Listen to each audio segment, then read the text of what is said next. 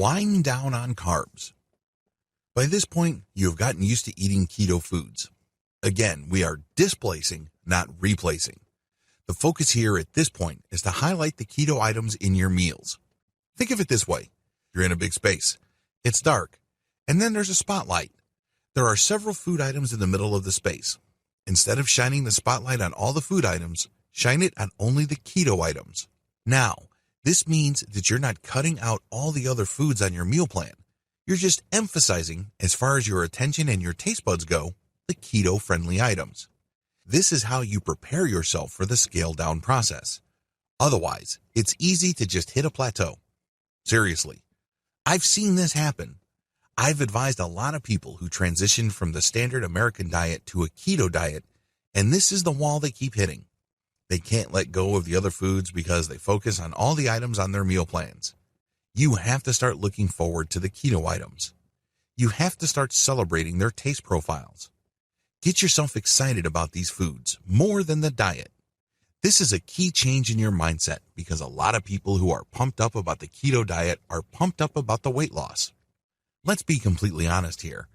They couldn't really care less about the taste. A lot actually have misgivings, but they are excited about finally getting rid of that nasty spare tire they've been lugging around in their midsection since what seems like forever. Believe me, I understand where these individuals are coming from. But until and unless you get excited about the food itself, instead of the diet, or what you could get from the diet, you're going to have a tough time. There, I said it. Sure, you may lose quite a bit of weight. It may seem, at least from the outside, that you're doing well. But eventually, something will get knocked loose. It's only a matter of time until you go back to your old eating patterns because you focus on all the items in your meal plan. Unfortunately, not all of them are keto-friendly. This is why it's really important to get used to eating keto foods and highlight them or focus on them more when you eat. When you're looking forward to your next meal, get excited about the keto food items. Do this for several days, if not weeks, and then you will be ready for the scale-down process. Start to scale down your carb intake dramatically. Please understand that your goal here is to trigger ketosis using diet. This involves a transition phase, but eventually you must be fully ketogenic. In other words, at a certain point in time, you must flip over to using fat as your main energy source instead of sugar. This is the point where things get real with the keto diet. All the previous videos that I've walked you through prepare you for this point in time. This can only happen when you start to scale down your carb intake dramatically. How come? As I've mentioned in a previous video, if insulin is in the picture, you're not burning fat for fuel. Seriously, it really is that simple. If you eat more than 12 to 25 carb grams every single day, your body will be producing insulin and you're mostly burning sugar throughout the day for energy. At this point in time, you're going to have to scale down your carb intake dramatically so you can get below the 12 to 25 gram maximum daily carb intake threshold. Thankfully, there are two wonder foods that you can rely on to get you there. Your keto wonder food number 1, eggs. I don't know about you, but I've always had a softness for eggs. They're compact, they're pretty straightforward, they're definitely easy to prepare, and they're loaded with nutrition. Eggs are packed with all sorts of vitamins and nutrients, and they don't really pack much calories on a gram per gram basis. Did you know that Weight Watchers no longer gives points for eggs? If you don't know the Weight Watcher system, when you eat certain foods, you're given points, and you can only eat so much food until you hit a certain point threshold. If you go over that maximum point threshold, you're going to gain weight. If you eat below it, you lose weight. For the longest time, Weight Watchers was giving eggs points. Well, they've wiped those points out. Now you can basically eat quite a bit of eggs. This is in keeping with recent research that shows that eggs are not bad for you. For the longest time, eggs were demonized in the United States and elsewhere as these cholesterol bombs.